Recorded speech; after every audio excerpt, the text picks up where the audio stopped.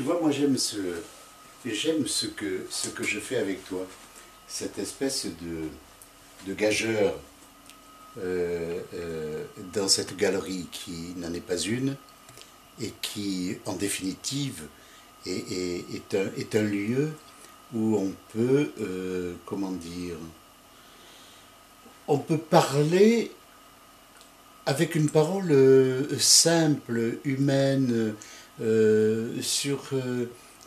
je ne dis pas les choses de l'art parce qu'en définitive, tout le monde peut en parler avec sa culture, avec ses choses, mais en même temps, le faire, la fabrique, est quelque chose qui m'intéresse beaucoup.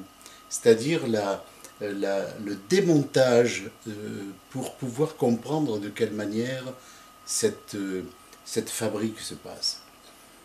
Et au fond, euh, j'ai le sentiment à travers ce que je suis, ma foi, je n'ai pas envie de changer. D'abord, je ne le pourrais pas, je suis ce que je suis. Mais j'ai le sentiment d'être au fond quelqu'un qui tente de fabriquer quelque chose d'impossible. Voilà. Euh, c'est un peu paradoxal parce qu'au fond, je suis véritablement un iconoclaste. C'est-à-dire que j'ai besoin de démonter les choses pour les comprendre et en arriver au plus essentiel qui me fait découvrir au fond ce que je suis. Qu'est-ce que je suis? Je suis un promeneur, je suis un dilettante, je suis un oisif éclairé. euh, et j'ai vraiment envie de continuer dans dans cette, dans cette démarche qui finit par être une démarche, tu vois, comme voilà, comment tu marches, hein, comment tu marches, c'est ma démarche. Je ne suis pas boiteux, tant mieux, je me sers des choses, je les, je les transforme, je les fabrique, et je ne me pose pas la question. J'ai envie d'être chaque fois, comment dire, un peu pur, un peu pur. Ma foi, c'est un grand mot parce que je ne sais pas ce que ça veut dire. Mais d'être un peu chaque fois différent et de découvrir en définitive ce que je fais comme si c'était quelqu'un d'autre qui le fabrique. Voilà, c'est un peu ça.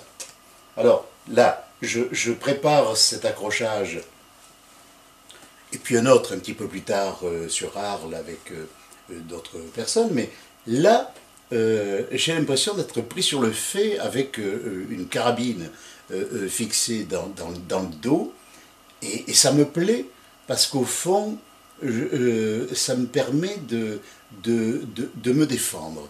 Voilà, j'ai la carabine dans le dos, attention, je tire, le tir, ça va être le 27 août, et je vais me retrouver avec une quantité de choses, pas trop. J'ai pas envie de tout dire, j'ai pas envie de tout montrer, je reste pudique. Mais en même temps, c'est une espèce de... C'est un vrai bonheur. D'abord parce que tu me permets ça, et c'est un bonheur parce que tu me mets aussi le fusil dans le dos. Donc, pas dans le dos, euh, de face.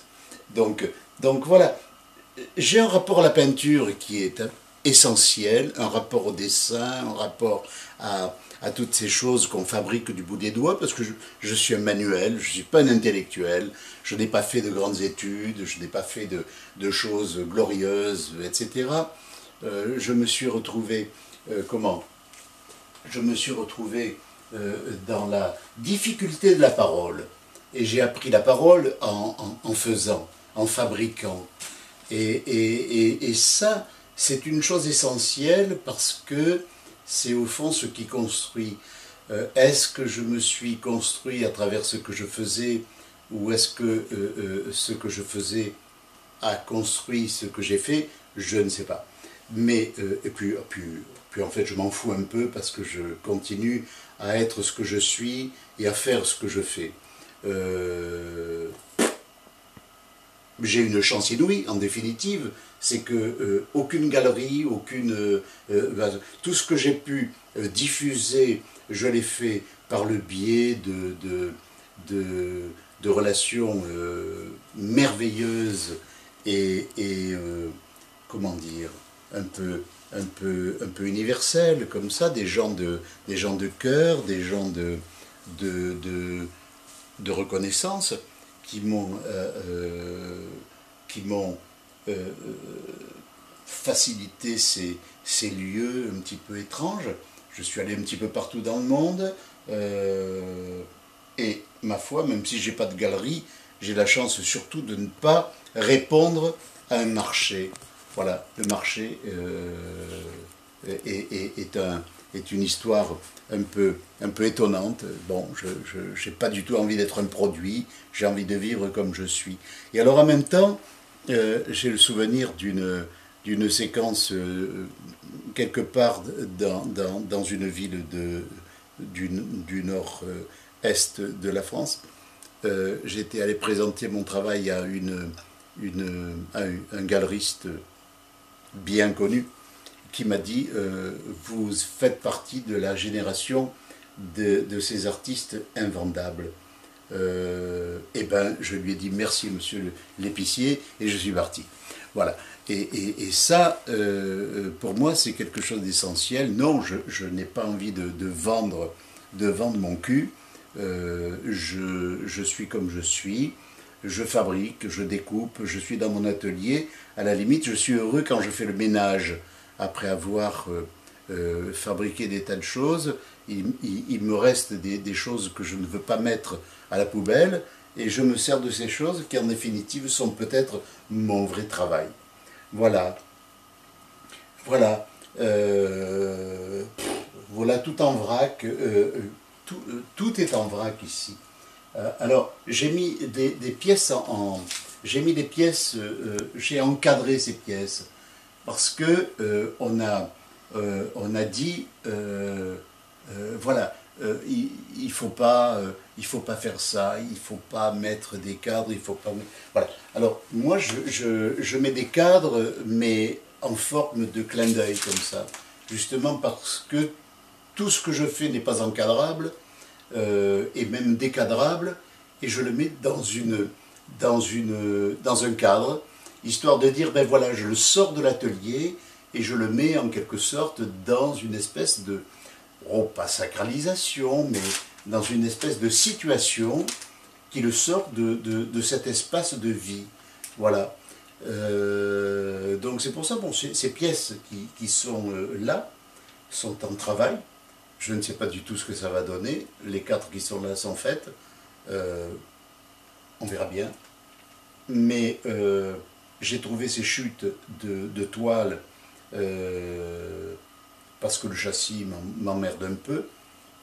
Peut-être une réminiscence de mes années de regard avec support surface qui m'intéressait beaucoup. Mais on a 10 ans de différence, c'est-à-dire ils ont 80 balais, moi j'en ai 10 de moins. Tant mieux.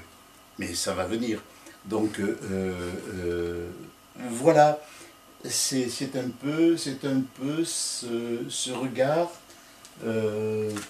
sur la déconstruction de la peinture, et en même temps, il m'arrive d'avoir envie d'arrêter de faire tout ça.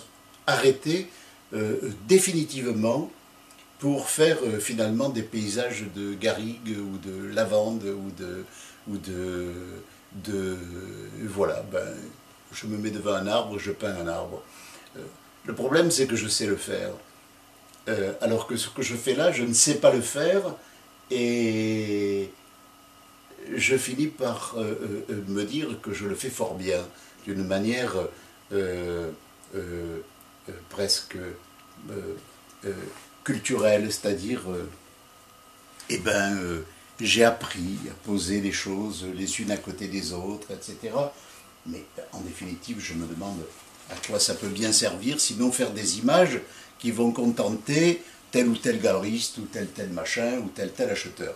Bon, alors ça m'emmerde, et au fond, je ricane un peu, je m'amuse un peu.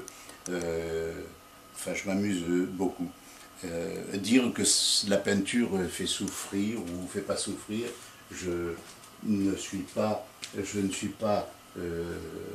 sûr. Je m'amuse voilà, je m'amuse parce que je vis avec ce que j'ai, avec ce que je suis, et voilà. J'ai pas envie de m'allonger sur le divan. J'ai pas envie de m'allonger sur le divan parce que je vais comment dire, je vais me faire guérir et j'ai pas envie de guérir. Enfin, je vais pas, j'ai pas envie de guérir. J'ai envie et j'ai pas envie d'être soigné. Je dis que je ne suis pas malade, mais je suis atteint d'une maladie perpétuelle, voilà, qui finira quand je ne serai plus. C'est déjà un morceau de psychanalyse, hein, Joris?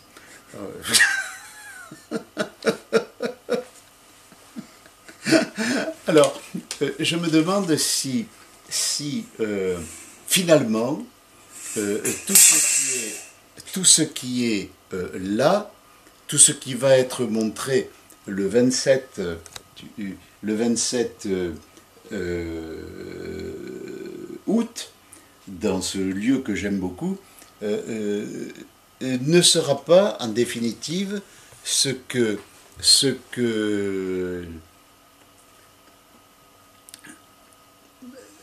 je refuse et en même temps ce qui me permet de fabriquer ce que je fais. Voilà.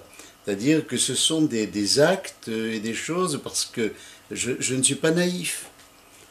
Oui, par un certain côté, mais je ne suis pas naïf parce que je sais, je comprends, je fabrique et je comprends. Et je comprends à partir de ce que je fabrique. Et en même temps, j'ai une connaissance du monde de l'art qui est plurielle. Je ne peux pas l'ignorer. J'aurais bien aimé être ignorant de tout ça. Hein. J'aurais bien aimé. Mais en même temps, nous sommes tous des êtres culturisés, cultivés, dans la mesure du possible. Et en même temps, nous sommes parfois contraints à des attitudes. Et moi, je suis à un âge où j'ai envie de sortir de ce carcan qu'en définitive j'ai